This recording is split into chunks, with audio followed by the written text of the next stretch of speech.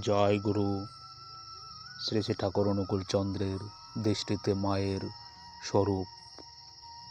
এক বেগুনের বীজ বিভিন্ন মাটিতে বুনে বিভিন্ন রকম ফল হয়, উপযুক্ত সারও দিতে হয়। মা হলো মাটির মতো। মা যদি স্বামীগত প্রাণা হয়, নিজের প্রবৃত্তির উপর তার যে নেশা, তা থেকে যদি তার স্বামী নেশা প্রবলতর হয়, স্বামীকে খুশি করার জন্য নিজের যে কোনো খেয়াল যদি সে উপেক্ষা করতে পারে, তাহলে তার ব্যক্তিত্বের একটা এককেন্দ্রিক রূপান্তর হয়। একে বলে সতীত্ব।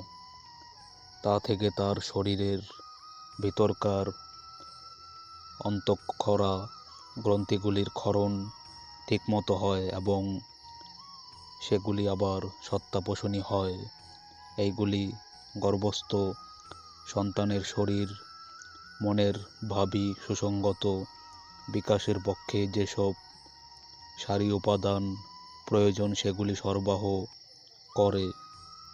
এইসব ছেলে মেয়ে মাতৃভক্তি হয়, পিতৃভক্তি হয়, গুরুভক্ত হয়, সংযত হয়, দক্ষ হয়, লোকস্বার্থী হয়, চৌকস হয়। এরা সাধারণত মোটামুটি সুস্থ সবল ও দীর্ঘায়ু হয়।